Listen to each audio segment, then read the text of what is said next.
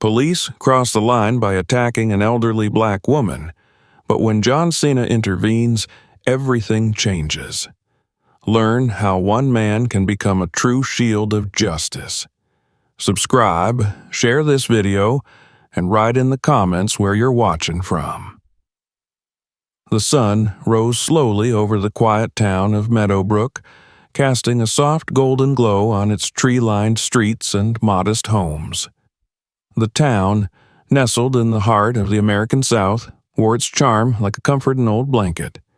It was a place where time seemed to linger, where neighbors greeted each other with a nod or a wave, and life followed a familiar, unhurried rhythm. Yet, beneath its tranquil facade, Meadowbrook bore the weight of unspoken divides, a legacy of prejudice that lingered in the shadows. Martha Willow had lived in Meadowbrook her entire life. At 72, she was a woman of quiet strength and enduring grace. Her once jet-black hair, now streaked with silver, framed a face etched with lines of laughter and sorrow. Martha had seen her share of hardship, the struggles of raising 2 children as a single mother after her husband's untimely death, the fight for civil rights in her youth, and the quiet battles of everyday life. But through it all, she had maintained her dignity and her unwavering belief in the goodness of people. That morning, Martha prepared for her weekly trip to the farmer's market. She donned her favorite floral print dress, the one her granddaughter had bought her for her birthday, and pinned on a small brooch in the shape of a dove, a symbol of peace she cherished deeply. Gathering her woven basket, she stepped out into the crisp autumn air. The walk to the market was her favorite part of the week. It was a chance to breathe, to greet familiar faces, and to relish the small-town charm she held dear. The market buzzed with life as vendors called out their wares and families strolled among the stalls. Martha's presence was a regular and welcome sight. She exchanged pleasantries with the baker, admired the fresh apples at the orchard stall, and carefully selected a bouquet of sunflowers. Her basket grew heavy with the weight of produce, but her heart felt light. She paused to rest on a bench near the park, the warm sun on her face and the gentle rustle of leaves soothing her spirit. It was there, in that serene moment, that the shadow of prejudice loomed. Officer Joseph Miller watched from across the street, his expression unreadable behind his aviator sunglasses. A tall, broad-shouldered man in his late 30s, Miller had the bearing of someone who believed deeply in the authority of his badge. To him, Meadowbrook was a town that needed constant vigilance, a place where his presence was a deterrent to crime. But his perspective was colored by a lifetime of inherited biases and unexamined beliefs. His father, also a policeman, had often spoken about keeping order, in terms that leaned more on suspicion than justice. Miller's gaze settled on Martha. To him, she didn't fit the scene, a solitary elderly black woman sitting alone with a basket full of goods. Something about her struck him as off, though he couldn't articulate why. His instincts, sharpened not by fairness but by years of ingrained prejudice, flared with unwarranted suspicion. As Martha sat, enjoying the gentle hum of the market, Miller crossed the street toward her. His footsteps were heavy on the pavement, a deliberate announcement of his approach. Martha noticed him out of the corner of her eye, but didn't think much of it.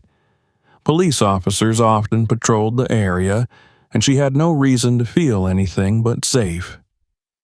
"Ma'am," Miller said, his tone clipped and authoritative, "may I see your receipt for those goods?" Martha turned to him, her warm brown eyes reflecting surprise and confusion. "My receipt?" she asked, her voice steady but soft. "I have it right here." She reached into her basket, pulling out the crumpled slip of paper and handing it to him. Miller examined the receipt, his eyes scanning it as if looking for an anomaly. "And your ID?" he added, his tone hardening. Martha furrowed her brow. "My ID? Officer, is there a problem?" Miller's jaw tightened. "It's routine," he replied curtly. "We've had reports of shoplifting in the area." Martha's heart sank. She had heard these stories before, whispered among friends and neighbors. Innocent people, singled out for no reason other than the color of their skin. She took a steadying breath, willing herself to remain calm. "I've done nothing wrong," she said firmly. "I bought these with my own money, and the receipt proves it." But Miller wasn't satisfied. He reached for her basket, rifling through its contents without her permission. The sunflowers were overturned, their petals brushing the ground as he searched for something, anything, to justify his actions. A few passers-by paused, their curious gazes drawn to the escalating scene.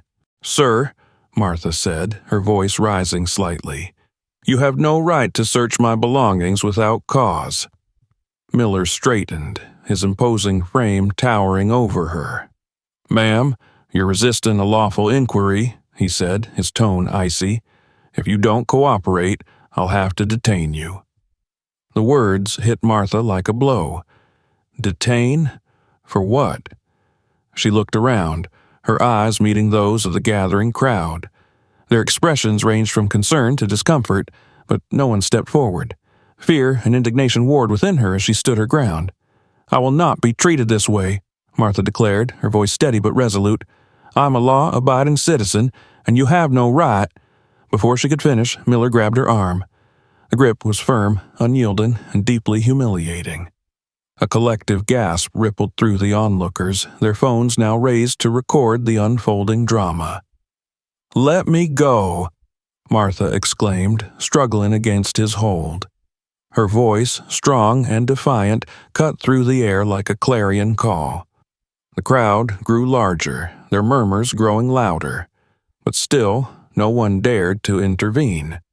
The shadow of authority loomed too large, too intimidating.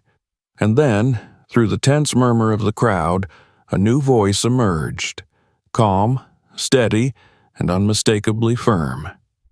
"Hey," the voice called out, "what's going on here?" The crowd parted slightly, and all eyes turned toward the figure striding toward them.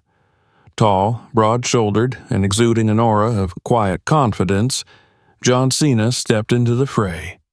His presence was commanding, not because of his fame, but because of the palpable sense of justice that radiated from him. Martha looked up, her tear-filled eyes meeting his. In that moment, she felt a flicker of hope, fragile but undeniable. She wasn't alone.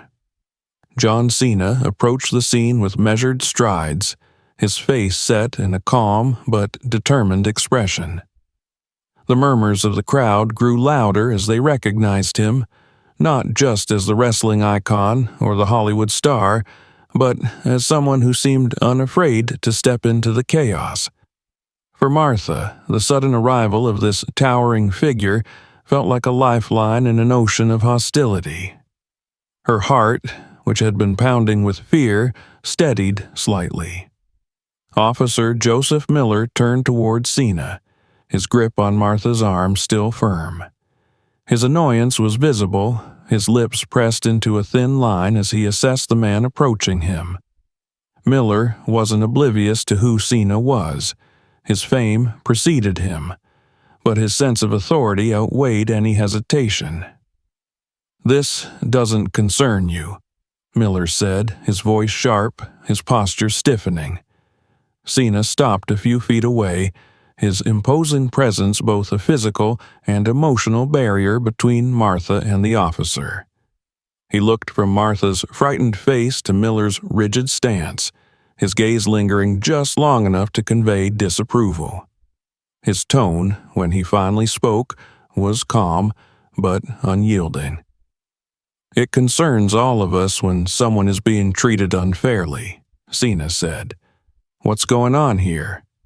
Miller squared his shoulders, clearly uncomfortable with being challenged. "This is a routine investigation," he said curtly.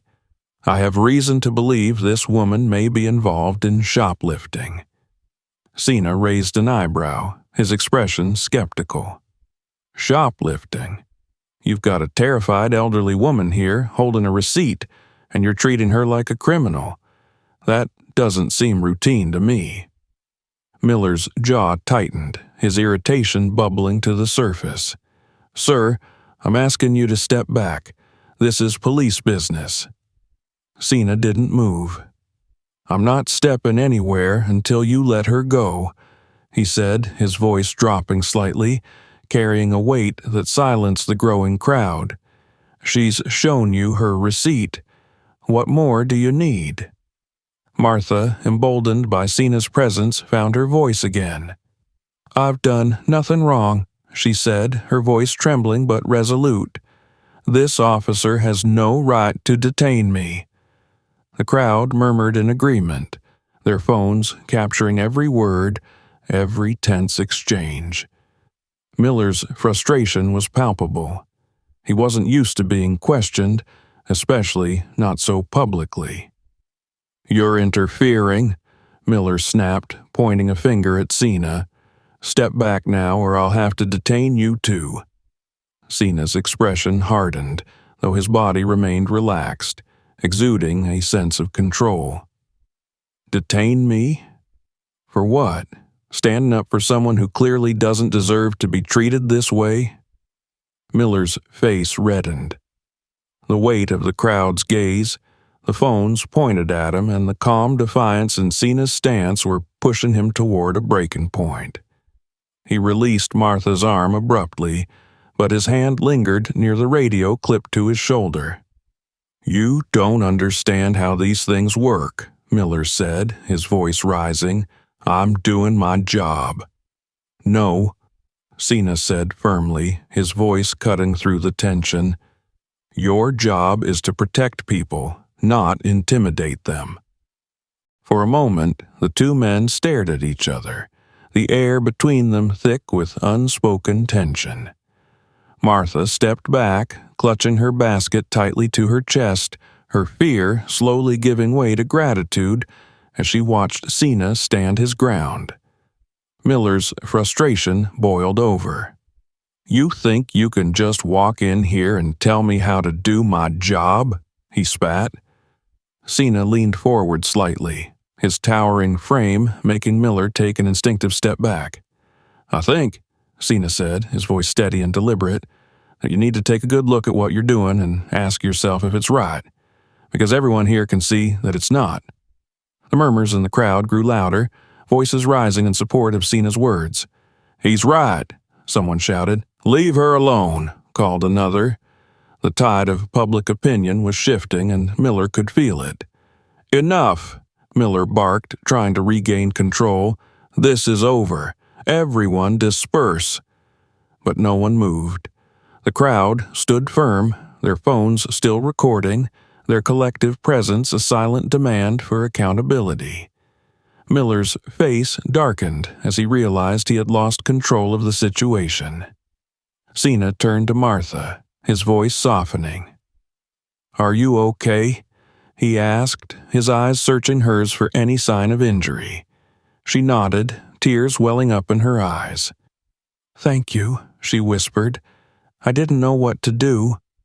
"You don't have to thank me," Cena said, his voice kind but resolute. "You didn't deserve this." Miller, still fuming, muttered something into his radio. A moment later, the distant wail of a police siren cut through the tense atmosphere. The crowd exchanged uneasy glances, unsure of what would happen next. Cena straightened, his posture remaining calm but alert. He turned back to Miller.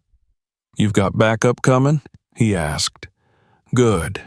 Maybe they'll help sort this out properly."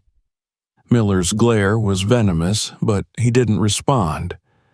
His hand hovered near his sidearm for a moment before dropping to his side. The arrival of additional officers was imminent, and he knew he had lost the upper hand. As the sirens grew louder, Cena stepped closer to Martha, positioning himself protectively beside her. The crowd, sensing the weight of the moment, began to chant softly, "Let her go, let her go." For the first time that day, Martha felt a glimmer of hope. The presence of this stranger, this man who had stepped in without hesitation, had shifted the balance. She wasn't just a victim anymore. She was someone worth standing up for. When the police cars finally pulled up, their flashing lights bathing the scene in red and blue, Cena didn't waver. He stood tall, unshaken, ready to ensure that justice was served. The fight wasn't over, but the tide was turning. The piercing wail of sirens reverberated through the air as two police cruisers pulled up near the park. Their flashing lights painted streaks of red and blue across the gathered crowd, illuminating the tense scene in sharp, jarring flashes. The crowd, which had been murmuring in subdued tones, grew quieter as the officers emerged from their vehicles. The situation had shifted into a full-scale confrontation. John Cena stood firm, his towering frame a protective barrier between Martha and Officer Joseph Miller. His body language was calm but resolute, his eyes fixed on Miller, who now looked visibly agitated. Martha, still clutching her basket, moved slightly closer to Cena, her fear mingled with a glimmer of hope. Around them, the crowd remained steadfast, their phones raised high to capture every second of the unfolding drama. Two officers approached cautiously. The first, a tall woman with sharp features and a composed demeanor, seemed to take in the scene with a calculated gaze. Her badge gleamed in the sunlight, the name Officer Ramirez engraved beneath her precinct number. Behind her, a younger officer followed, his eyes darted nervously between Miller, Cena, and the gathered onlookers. "What's going on here?" Ramirez asked, her voice steady but commanding. Her tone suggested authority tempered with patience, a stark contrast to Miller's earlier aggression. Cena spoke first, his voice calm but firm. "This officer," he said, nodding toward Miller, "accused this woman of shoplifting without any evidence. She showed him her receipt, but he continued to harass her, and then grabbed her when she refused to comply with his baseless demands." Ramirez's eyebrows furrowed slightly as she turned her attention to Martha. "Ma'am, is that true?" Martha, though visibly shaken, mustered her courage. "Yes," she said, her voice trembling. "I did nothing wrong.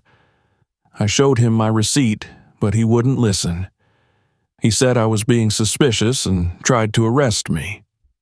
Miller's face darkened, his frustration boiling over. "She was resisting an investigation," he said sharply. "I was doing my job." Ramirez glanced at Miller, her expression unreadable. "Did you have probable cause to detain her?" she asked, her tone even. "She fit the description of a reported shoplifter." Miller replied defensively, his voice growing louder. "I was following protocol." Ramirez didn't respond immediately. Instead, she looked around, her eyes scanning the crowd, the phones recording every word, every movement. The tension was palpable, the weight of scrutiny pressing heavily on everyone involved. "Do you have any evidence that she committed a crime?" Ramirez asked finally, her voice calm but unyielding. Miller hesitated, his jaw tightening. "She was acting suspiciously," he muttered, avoiding her gaze. Ramirez let out a quiet sigh, her shoulders stiffening slightly. She turned back to Martha, her expression softening. "Ma'am," she said gently, "I'm sorry this happened to you. I assure you we'll get to the bottom of this." The crowd murmured in agreement, their growing support for Martha and Cena evident in their hushed conversations. Miller's face reddened, his fists clenching at his sides. He opened his mouth to argue, but Ramirez raised a hand, silencing him. "Officer Miller," she said firmly. "Step aside. We'll handle this from here." Miller's eyes narrowed, his frustration evident. "You can't just take their word for it," he snapped. "I was doing my job." Ramirez's gaze hardened. "And now I'm doing mine," she said. "Step aside." Reluctantly, Miller obeyed, retreating a few steps but remaining close enough to watch the unfolding events. His posture was tense, his anger barely contained. Ramirez turned to Cena. "Thank you for stepping in," she said, "but I need you to tell me exactly what happened." Cena nodded, his voice steady as he recounted the events. He described how he had arrived at the scene, seen Miller's aggressive behavior, and intervened to protect Martha. He spoke without embellishment, his words clear and concise, his tone devoid of the frustration that simmered beneath the surface. As Cena spoke, the younger officer stepped forward cautiously. "We've got video," he said, glancing at Ramirez. "The crowd's been recording everything." Ramirez nodded. "Good. We'll need to review that footage." She turned back to the crowd, addressing them directly. "If you have videos or photos, please come forward and share them with us. You can approach me or send them to the department." Several people moved toward her, their phones outstretched, eager to offer evidence. Ramirez thanked them, her demeanor calm and professional. Meanwhile, the younger officer began speaking with a few others, gathering witness statements. As the situation began to de-escalate, Ramirez approached Martha again. "Ma'am," she said, her voice soft, "would you like an escort home? We want to make sure you feel safe." Martha hesitated, glancing at Cena, who gave her an encouraging nod. "Yes," she said finally. "Thank you." Ramirez gestured for the younger officer to accompany Martha, ensuring her safe departure. As Martha moved to leave, she turned to Cena, her eyes glistening with tears. "Thank you," she said softly. "I don't know what I would have done without you." Cena gave her a small, reassuring smile. "You don't have to thank me," he said. "Just take care of yourself." As Martha and the officer walked away, the crowd began to disperse slowly, though many lingered, their phones still raised, their conversations buzzing with the events they had just witnessed. Miller, still standing nearby, muttered something under his breath, his frustration palpable. Cena turned to him, his expression hardening slightly. "You should think about what happened here," Cena said, his voice steady, "because next time the cameras won't just be watching you, they'll be watching the people who let this happen." Miller's glare deepened, but he said nothing, his jaw tightening as he turned and stalked away. Cena exhaled slowly, the tension in his body easing slightly. The fight wasn't over, he knew that much, but for now justice had prevailed. And that, he thought, was a start. The police cruisers began to roll away, their lights still flashing as they navigated the crowded street. Martha was escorted home by the younger officer, her hands still trembling from the ordeal, but holding on to a glimmer of hope that perhaps, just perhaps, things might turn out okay. The market had returned to its usual business, though the buzz of what had just occurred rippled through the crowd like an electric current. People were whispering, showing each other the videos they had taken, and some even began to upload the footage to social media. John Cena stood silently by as he watched Martha walk away, her back slightly hunched but her steps steady. He knew that what had happened here today was only the beginning. The show of force by Officer Miller and the way the crowd had gathered in response, it was indicative of something larger, something more insidious that needed to be addressed. Cena turned his attention back to the dispersing crowd. People nodded in gratitude, gave him pats on the back, or simply murmured their thanks as they passed by. He acknowledged each one, but his mind was elsewhere. He was considering what had to be done next. The fight wasn't just here on the street. It was going to be fought in conversations, in offices, and online, and he knew exactly where it was heading. Later that day, Cena found himself in his hotel room, the air conditioning humming softly as he sat on the edge of the bed. His phone buzzed constantly with notifications, news alerts, messages from friends, and calls from his agent. He swiped through them, his expression growing more serious as he scrolled. Videos from the incident had already gone viral. His face was everywhere. There were headlines like, "John Cena confronts aggressive officer," "Hero or troublemaker," "Cena steps in to defend elderly woman," and "Cena takes a stand against police misconduct." The internet was exploding with commentary. Thousands of retweets, hashtags trending, #Justice for Martha, #Cena vs. Injustice, #Stand Up for What, Shrite. People were taking sides, sharing their opinions, debating. Many praised Cena for his courage, while others accused him of overstepping his bounds and interfering in law enforcement. The split between supporters and critics was evident, and the whole thing had turned into a firestorm. Cena sighed as he clicked on another video. It was a clip of him stepping between Martha and Officer Miller. The shaky camera work captured the tension of the moment perfectly. The officer's clenched jaw, Cena's firm stance, the way Martha clung to her basket trying to stand her ground amidst all that hostility.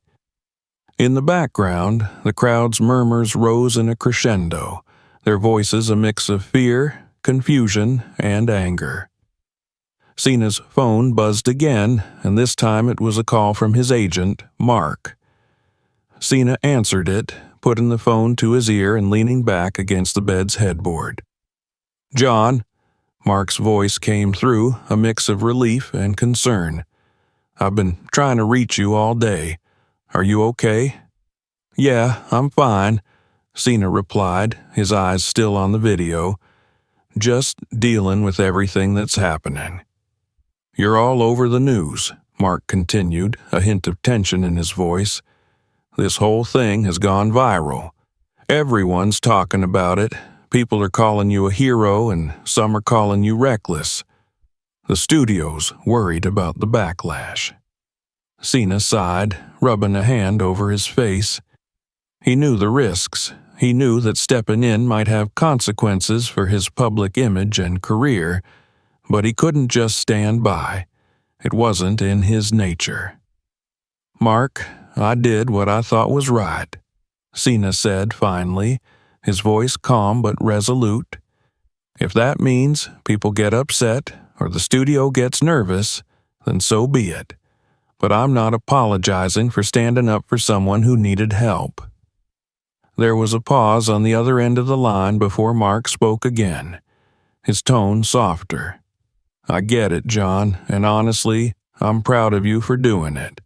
Just be careful, okay? This could get ugly. The media's going to chew on this for a while, and you know how things can get twisted." Cena nodded, even though Mark couldn't see it. "Yeah, I know, but this isn't just about me. It's about what's right." After a few more words, Cena ended the call. He stood up and walked over to the window, pulling aside the curtain to look out at the town below.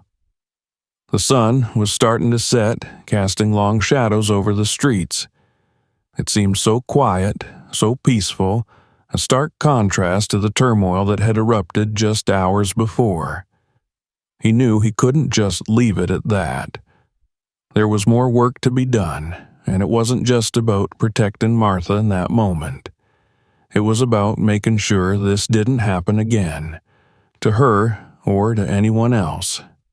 The next morning, Martha woke to find her phone buzzing incessantly. At first, she thought it was her alarm, but when she picked it up, she realized it was message after message flooding her screen. Some were from family members, friends, and neighbors. Others were from unknown numbers, strangers reaching out to offer support, words of encouragement, or simply to tell her they were behind her. "Grandma, you're famous," read one of the messages from her granddaughter. "Everyone's talking about you. I saw you on Twitter." Martha's heart skipped a beat. She opened her social media app, her fingers trembling slightly as she navigated through the notifications. There it was, the video of her standing with John Cena in front of Officer Miller. Thousands of people had seen it. Thousands had commented, shared, retweeted. She read some of the comments, her eyes misting with tears at the support and kindness she found. "You're so brave, Martha," one comment read. "Thank you for standing up for yourself," said another. But alongside the positive messages, there were darker ones. People who called her names, accused her of provoking the situation, of trying to seek attention. Martha put the phone down, her emotions a swirl of confusion, fear, and gratitude. She hadn't asked for this. She hadn't wanted to be in the spotlight, to be a symbol of anything. All she wanted was to live her life in peace, to go to the market without fear, to sit in the park without being harassed. A knock at the door interrupted her thoughts. She stood up, her joints aching slightly, and walked to the door. When she opened it, she found herself looking up into the kind, familiar face of John Cena. "John," she said, her voice catching slightly, "what are you doing here?" "I wanted to check on you," Cena said, his voice gentle. "May I come in?" Martha stepped aside, allowing him to enter her modest living room. Cena looked around, taking in the cozy space filled with family photos, knitted blankets, and the scent of freshly brewed coffee. "How are you holding up?" Cena asked as he took a seat on the couch. Martha sighed, sitting down across from him. "I'm overwhelmed, to be honest. I never thought something like this would happen to me. All this attention, it's too much." Cena nodded, his expression understanding. "I know. It can be a lot, especially when you didn't ask for it. But you did the right thing, Martha, and people are seeing that." Martha looked down at her hands, her fingers playing with the edge of her sweater. "I'm scared, John, not just for me, but for others. What if that officer tries to do this again? What if next time there's no one there to stop him?" Cena leaned forward, his gaze steady. "That's why we have to keep fighting. We have to make sure that people like Miller are held accountable. This isn't over, Martha. Not by a long shot." Martha looked up, her eyes meeting his. There was a strength in Cena's gaze, a determination that was contagious. She felt a flicker of hope, fragile but real. "What can we do?" she asked. Cena smiled, a small, reassuring smile. "First, we make sure your story is heard. We let people know what happened, and we don't let them forget it. We push for change, better training, better accountability, and we make sure that you and everyone else in this town feel safe." Martha nodded, her heart swelling with gratitude. She wasn't alone. She had John, and she had the support of countless people who believed in her, who believed in justice.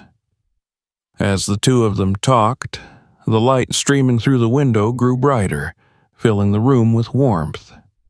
Outside, the world continued on, unaware of the quiet revolution beginning in Martha's living room. It was a small step, but it was a step toward change. A step toward a world where people like Martha could sit in the park without fear, where they could live their lives with the dignity and respect they deserved. And for John Cena, it was a reminder of why he did what he did. It wasn't about the fame, or the headlines, or the debates on social media. It was about people like Martha, about standing up for what was right, even when it was hard. It was about using his voice, his platform to make a difference. As they sat together, planning their next steps, there was a sense of hope in the air. Hope that maybe, just maybe, things could change. The day after the incident at the market, the internet was ablaze with commentary, opinions, and debates. The video footage of John Cena standing up against Officer Miller had reached millions, with countless retweets, shares, and hashtags trending across social media. It was clear that what had happened in the small town of Meadowbrook had captured the nation's attention. Martha sat at her small kitchen table, the soft glow of morning sunlight spilling in through the curtains, and watched her phone light up with messages. Some were from people she knew, neighbors, family, friends who wanted to make sure she was okay. But the majority were from strangers, their words spilling over with support, admiration, and anger at the injustice she had faced. "Martha, you're a hero. We stand with you, Martha. You're brave. I can't believe the way that officer treated you. Stay strong." Martha scrolled through the messages, her heart swelling with gratitude, but there was also fear, a gnawing fear that lurked beneath the surface. Among the supportive messages were others, filled with hatred and venom. Just another troublemaker looking for attention. People like her are always trying to play the victim. That officer was just doing his job. She got what she deserved. Martha set the phone down, her hands trembling slightly. She had never asked for any of this. She hadn't wanted to be the center of attention, to be the face of something much larger than herself. She was just an elderly woman who had gone to the market to buy some fruit. But now it seemed like the entire world was watching her every move. John Cena, meanwhile, was dealing with his own storm. He sat in the quiet of his hotel room, his phone vibrating every few seconds with notifications. The media was having a field day. News outlets across the country were running stories about the incident, each with their own slant. Some called him a hero, someone who had stepped in to protect an innocent woman from abuse of power. Others painted him as reckless, questioning his right to interfere with law enforcement. The headlines were all over the place. John Cena, the hero we need. Cena crosses the line. Should celebrities interfere with police? Stand for justice or grandstanding? The debate rages on. The video of the incident was now among the most viewed clips online, with millions of people discussing it, sharing their views, taking sides. Cena watched the footage again, his jaw tightening as he saw Martha's frightened expression, the way she had tried to stand her ground even as Officer Miller had grabbed her arm. He knew he had done the right thing by stepping in, there was no doubt about that in his mind, but the reactions were overwhelming and the sheer volume of attention was exhausting. His agent, Mark, had called multiple times, urging Cena to release a statement to try and control the narrative. But Cena knew that this wasn't about his image, or about the public's perception of him as a celebrity. This was about something much more important. He couldn't allow the focus to be on him. It had to be on Martha, on what she had gone through, and on the larger issues that this incident had brought to the forefront. Cena clicked off his phone and looked out the window. The view from his hotel room overlooked the main street of Meadowbrook. He could see people walking along the sidewalk, mothers pushing strollers, children playing in the park across the street.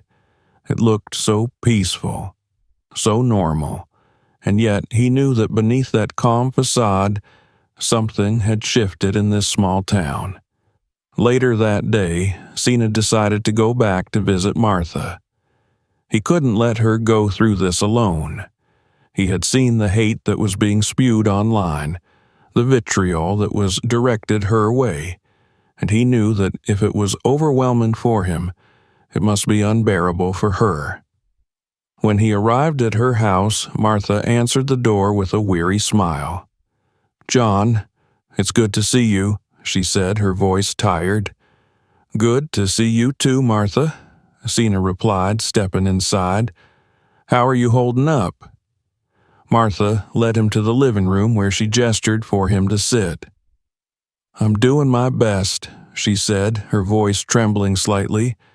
"It's been overwhelming. The messages, the attention. I'm not used to any of this." Cena nodded, his expression gentle. "I know. It's a lot to handle. But I want you to know you're not alone in this. There are a lot of people out there who support you, who are standing with you." Martha looked down at her hands, her fingers twisting together. "I've seen some of those messages, but I've also seen the ones that are not so kind. People who think I'm just trying to cause trouble, who say I should have just kept quiet." Cena leaned forward, his voice soft but firm. "You did nothing wrong, Martha. You didn't deserve what happened, and you shouldn't have to deal with this hate. Those people, they're afraid. They see someone standing up for themselves, and it scares them. But that doesn't mean you should back down." Martha looked up, her eyes meeting Cena's. There was a spark of determination there, a flicker of strength that had been there all along, even through the fear. "I don't want to back down," she said quietly. I don't know how to move forward from here." Cena smiled, a gentle, reassuring smile. "One step at a time," he said. "We take it one step at a time. We make sure your story is heard, and we push for change. You're not alone in this, Martha. I'm here, and there are a lot of people out there who are with you." Martha nodded, her heart swelling with gratitude. She wasn't alone. She had John, and she had the support of countless people who believed in her, who believed in justice. As they talked, Cena helped Martha draft a statement, a simple, heartfelt message that she could share with the world. It wasn't about fame or attention. It was about truth. It was about telling her story in her own words, making sure that people understood what had happened and why it mattered. That evening, Martha posted the message on her social media account. It read, "I never asked for this kind of attention, and I never wanted to be in the spotlight. But what happened to me was wrong, and I know I'm not the only one who has faced this kind of injustice. I want to thank everyone who has shown me support. It means more to me than I can say. I hope that by sharing my story, we can work toward a world where no one has to face what I did, where everyone is treated with respect and dignity." The response was immediate. Thousands of people liked, shared, and commented on the post. Messages of support poured in, drowning out the hateful voices that had once seemed so loud. People shared their own stories of being treated unfairly, of standing up against injustice, of hoping for a better world. Martha's story had become something much larger than herself. It had become a rallying cry, a beacon of hope for those who had faced similar struggles. And as the days passed, the momentum continued to grow. Advocacy groups reached out to Martha, offering their support. Community leaders in Meadowbrook began organizing meetings to discuss police conduct, to address the issues that had been brought to light by the incident.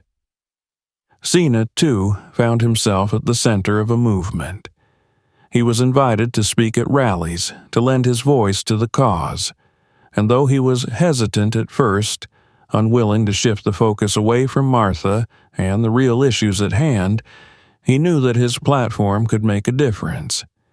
He accepted the invitations, using his voice to amplify Martha's story, to call for change. The protests began in Meadowbrook, but soon spread to neighboring towns, and then to cities across the state. People were demanding accountability, calling for reforms in the police department, for better training, for a system that served and protected everyone, regardless of race or background. One evening, a protest was organized in the center of Meadowbrook. It was a peaceful gathering with families, young people, and elders all coming together to stand in solidarity. Martha stood at the front of the crowd, her hands trembling slightly as she held the microphone. John stood beside her, a reassuring presence, his hand resting gently on her shoulder. Martha took a deep breath, her eyes scanning the crowd. There were so many faces, people she knew, people she didn't, all of them there because they believed in something bigger than themselves. She raised the microphone to her lips, her voice steady as she began to speak. "Thank you all for being here," she said, her voice carrying over the crowd. "I never thought I'd be standing here, speaking to so many people. I'm just an old woman who went to the market to buy some fruit. But what happened that day, it wasn't just about me.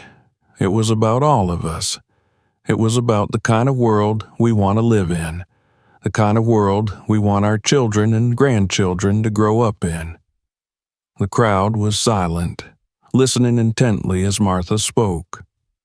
"I want a world where we are all treated with respect, where we don't have to be afraid of those who are supposed to protect us. I want a world where my granddaughter can go to the park without fear, where she can grow up knowing that her voice matters. And I know that we can make that world a reality if we stand together." The crowd erupted into applause, cheers echoing through the square. Martha handed the microphone to John, who smiled at her before turning to the crowd. "Martha is right," Cena said, his voice strong and clear. "This is about all of us. It's about standing up for what's right, even when it's hard. It's about making sure that everyone, no matter who they are, is treated with dignity and respect. We have a long way to go, but I know that if we keep pushing, if we keep fighting, we can make a difference. We can make a change." The cheers grew louder, and Cena looked out over the crowd, his heart swelling with hope. It wasn't going to be easy. There would be setbacks, challenges, and more moments of fear. But as he looked at Martha, standing tall beside him, and at the crowd of people who had come together to demand justice, he knew that they were on the right path. This was just the beginning. The day of the court hearing arrived with a sense of anticipation that seemed to hang heavy in the air, a mix of nerves and determination that gripped the entire town of Meadowbrook. The incident at the park had ignited a movement, and the courtroom was now the focal point of that movement, a place where justice would either be upheld or cast aside. It was a defining moment, not just for Martha, but for everyone who had gathered to demand accountability. Martha stood outside the courthouse, her granddaughter clasping her hand tightly. The building loomed above them, its imposing columns stark against the gray sky. There were people gathered all around, supporters holding signs that read, "Justice for Martha," and "Police abuse," and "Accountability now." They were chanting, their voices a unified call for change, and Martha could feel the energy coursing through the crowd, giving her strength. John Cena stood beside her, a steady presence amidst the chaos. His suit, crisp and clean, made him stand out, but it was his calm demeanor that drew people's attention. He was here for Martha, for the town, and for everyone who had experienced the sting of injustice. "You ready?" Cena asked, his voice gentle as he looked at Martha. Martha took a deep breath, her eyes meeting his. There was fear there, yes, but also a resolve that had grown with each passing day. "I'm ready," she said. They made their way inside the courthouse, the buzz of anticipation following them like a wave. Inside, the room was packed. Reporters, townsfolk, and those who had come from neighboring areas to witness the proceedings. There was a tension in the air, a sense that what was about to happen was bigger than just this one case. As they entered, Martha spotted Officer Joseph Miller seated at the defense table, his posture stiff, his eyes avoiding hers. His lawyer sat beside him, shuffling papers, his expression one of carefully practiced indifference.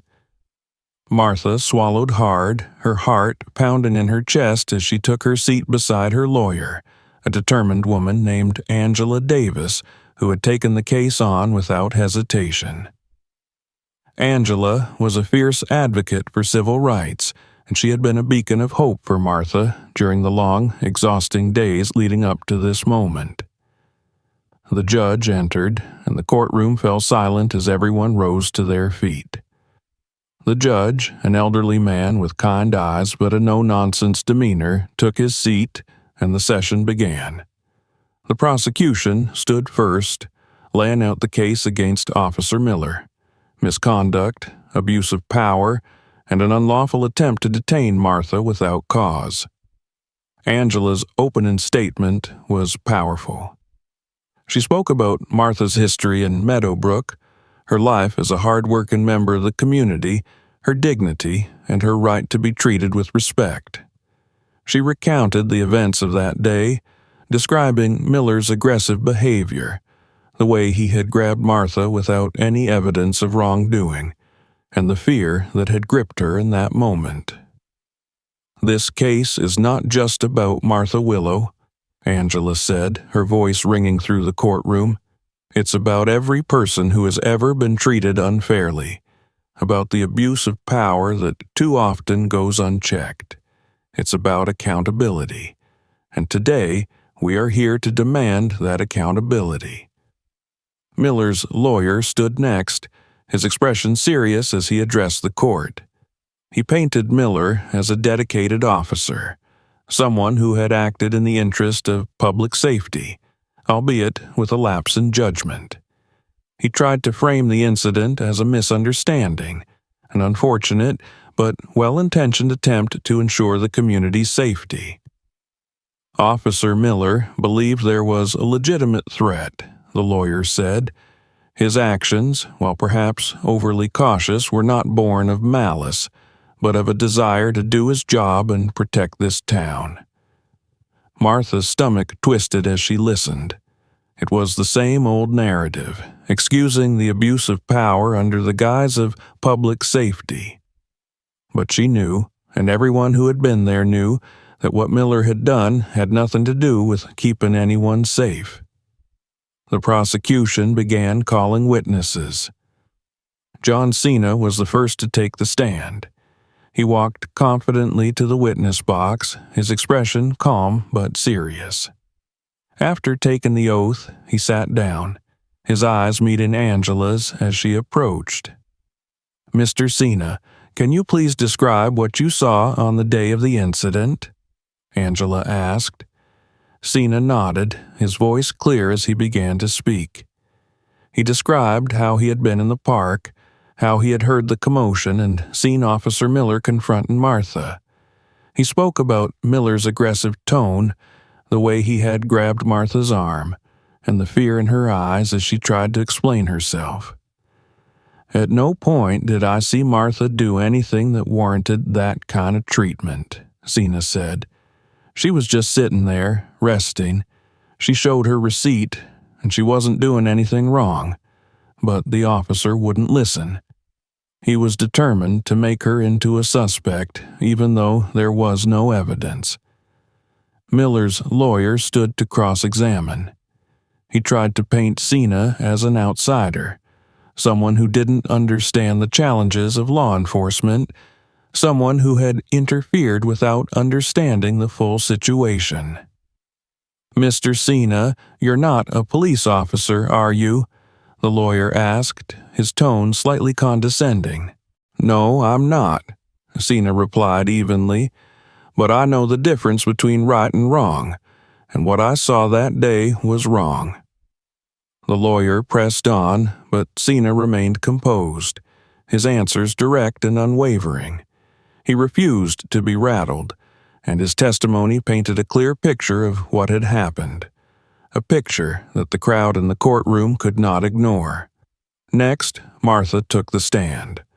Her heart pounded in her chest as she walked to the witness box, her hands trembling slightly as she took the oath. Angela gave her an encouraging nod as she approached. "Martha, can you please tell the court what happened that day?" Angela asked, her voice gentle. Martha took a deep breath, her eyes meeting Angela's before she turned to face the judge. She spoke slowly, her voice steady as she recounted the events. She described how she had been sitting on the bench, resting after her trip to the market, when Officer Miller had approached her. She spoke about the fear she had felt, the way Miller had accused her without any reason, the way he had grabbed her arm and refused to let go. "I was terrified," Martha said, her voice trembling slightly. "I didn't do anything wrong. I just wanted to go home. But he wouldn't listen. He treated me like I was a criminal just because I was sitting there." As Martha spoke, the courtroom was silent. The people listening could hear the pain in her voice, the fear that still lingered from that day. And they could see the strength it took for her to be here, to tell her story in front of everyone. Miller's lawyer cross-examined Martha, trying to poke holes in her testimony, trying to suggest that she had been uncooperative, that she had escalated the situation. But Martha stood her ground. She spoke with dignity, with clarity, and the lawyer's attempts to undermine her only made her resolve stronger. When the prosecution played the video footage, there was a palpable tension in the room. The video showed everything: the way Miller had approached Martha, the way he had grabbed her despite her attempts to show her receipt, the way John Cena had stepped in to defend her. The courtroom watched in silence, the footage speaking for itself. Gasps rippled through the audience as they saw Miller's aggressive behavior, the way Martha had been treated. It was clear, even to those who had not been there, that Miller's actions had crossed a line. Finally, it was time for closing statements. Angela stood, her voice steady as she addressed the court. "Today, we have seen the evidence. We have heard the testimony.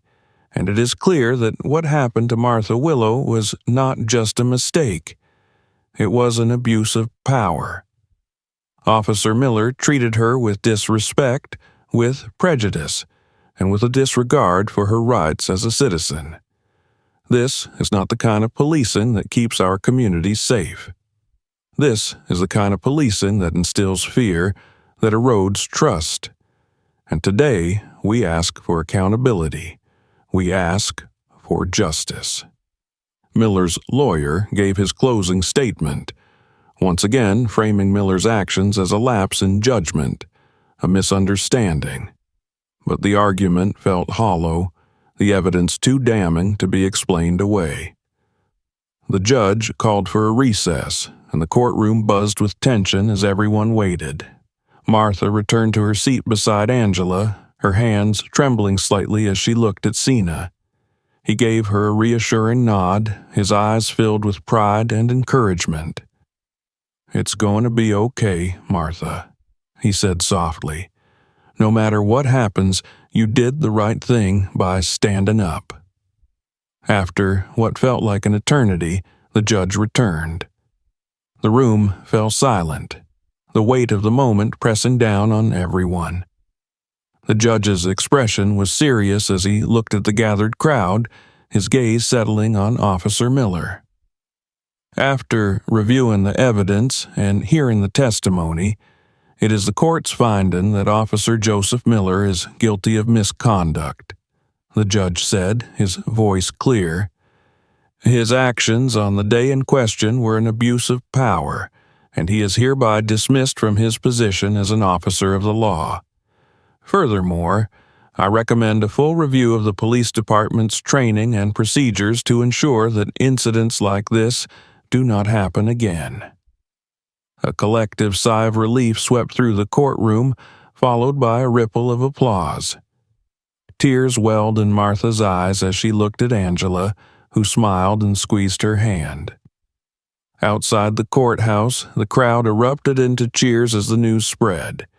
People hugged, they chanted, they celebrated the victory that had been so hard fought. Martha stepped outside, her heart pounding with a mix of relief and disbelief. John Cena stood beside her, his arm resting gently on her shoulder. "You did it, Martha," he said, his voice filled with pride. "You stood up for yourself, and you made a difference." Martha nodded, her eyes glistening with tears. "I couldn't have done it without you, John, and without all these people." Cena smiled, looking out over the crowd. "This isn't just about today. It's about what comes next. We have to keep pushing, keep fighting for a world where this kind of thing doesn't happen. And I know we can do it." Martha looked out at the sea of faces, people who had come to support her, to demand justice. And for the first time in a long time, she felt hopeful. She felt like maybe, just maybe, things could change. The fight wasn't over. There was still so much work to be done, so many voices that needed to be heard, so many injustices that needed to be challenged. But today, they had taken a step forward, and that was something worth celebrating.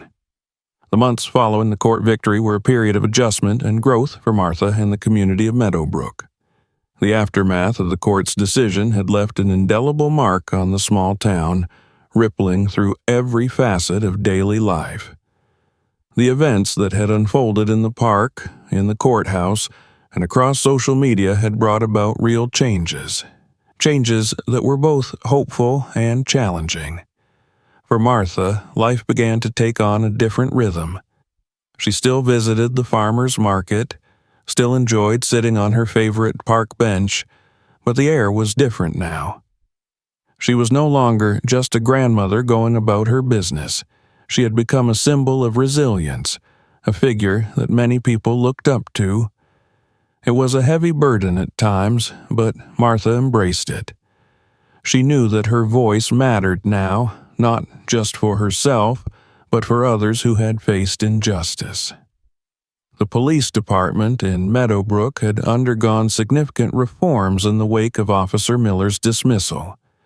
There were new training programs focused on de-escalation tactics, community relations, and bias awareness. The officers, who once patrolled with a sense of authority over the community, were now learning to engage with the people they served, to build trust rather than instill fear. Martha was invited to participate in some of these trainings, sharing her story with the officers, reminding them of the real impact their actions had on the people they encountered every day. It was not an easy task. There were still those in the department who viewed her with skepticism, who saw her as a troublemaker, as someone who had disrupted the status quo. But there were others, young recruits, officers who were open to change, who listened to her, who asked questions, who wanted to do better. And that gave Martha hope. One day, after a particularly long session at the precinct, Martha walked out into the bright afternoon sun, feeling a mix of exhaustion and satisfaction. As she made her way down the street, she noticed a group of children playing in the park. They were laughing, chasing each other around the swings and slides, their carefree joy a reminder of what she had fought for. Martha smiled as she watched them, her eyes catching sight of a familiar figure near the edge of the park. John Cena, standing with a group of people, speaking with animated gestures. He spotted her and waved, a broad smile crossing his face. "Martha," he called, making his way over to her. His presence, as always, exuded warmth and strength, a comfort in a world that often felt uncertain. "John," Martha said, her face lighting up, "what brings you back to Meadowbrook today?" Cena shrugged, his smile never fading. "Just wanted to check in on my favorite person in this town," he said, his voice teasing but sincere. "And," he added, gesturing to the group he had just left, "I've been talking to some community organizers. We're planning a new initiative, a mentorship program for young people in the area. Thought it was about time we turned all this momentum into something tangible." Martha's eyes widened, her heart swelling with admiration. "That's wonderful, John. Those kids, they need someone like you, someone who can show them what it means to stand up for what's right." Cena's expression softened, his eyes meeting hers. "I think they need someone like you too, Martha. You've been a beacon for all of us. Your strength, your courage, it's inspired so many people." Martha felt her cheeks flush, a warmth spreading through her chest. She shook her head slightly, her voice soft. "I'm just an old woman, John. I didn't ask for any of this. I just wanted to sit in the park and enjoy my day." Cena nodded, his eyes filled with understanding. "I know. And that's exactly why you're the right person for this. You didn't ask for it, but you stepped up when it mattered. That's what makes you a hero." Martha looked away for a moment, her eyes misting as she watched the children play. She thought of her granddaughter, of the world she wanted her to grow up in. A world where sitting on a park bench wasn't a risk, where no one had to fear being treated unfairly because of the color of their skin. "So, tell me about this program," Martha said, turning back to Cena, her voice filled with determination. "How can I help?" Cena's smile broadened, his eyes lighting up. "I knew you'd say that," he said, pulling out a small notepad. "We're setting up mentorship workshops, bringing in community leaders, people like you, to talk to the kids, share their stories, and help them see that they can make a difference. We're also working on creating safe spaces for them, places where they can come together, learn, and grow." Martha nodded, her heart swelling with a sense of purpose. "I'd be honored to help. Those kids deserve to know they're not alone, that their voices matter." As the days turned into weeks, the mentorship program began to take shape. Martha found herself spending more and more time at the community center, working with the young people who had come forward, eager to learn, to be a part of something meaningful. She spoke to them about her experiences, about the importance of standing up for what was right, even when it was difficult. And in return, they shared their own stories, of struggles, of dreams, of the world they wanted to create. One afternoon, as Martha sat in the community center, a young girl named Olivia approached her. Olivia was 12, with big, curious eyes and a shy smile. She had been coming to the center regularly, always listening intently during the sessions, but never speaking up. "Miss Martha," Olivia said, her voice barely above a whisper. Martha looked up, her eyes softening as she smiled at the young girl. "Yes, Olivia. What is it, dear?" Olivia hesitated for a moment, then took a deep breath. I wanted to thank you for everything. My mom told me about what happened to you and how you stood up for yourself, and it made me feel like maybe I could stand up too. I get scared sometimes, you know, but when I see you, I feel brave." Martha's heart swelled, her eyes misting with tears. She reached out, gently taking Olivia's hand. "Oh, sweetheart," she said, her voice trembling, "you are brave. Bravery isn't about not being scared. It's about standing up even when you are scared.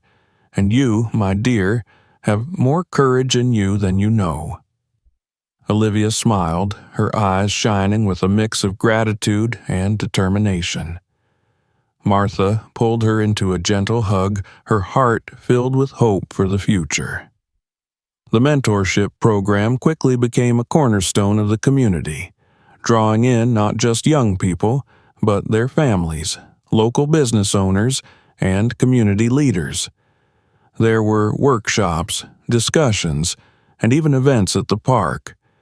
Events that transformed the space from a site of trauma into a place of hope and joy once more.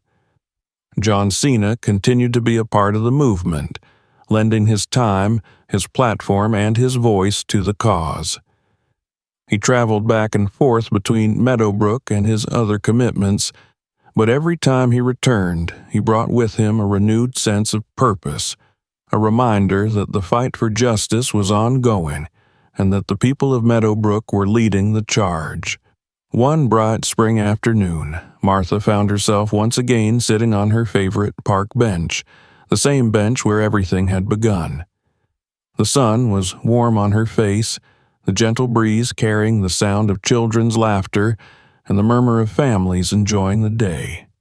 Across the park, she could see Olivia playing with her friends, her laughter ringing out, pure and joyful.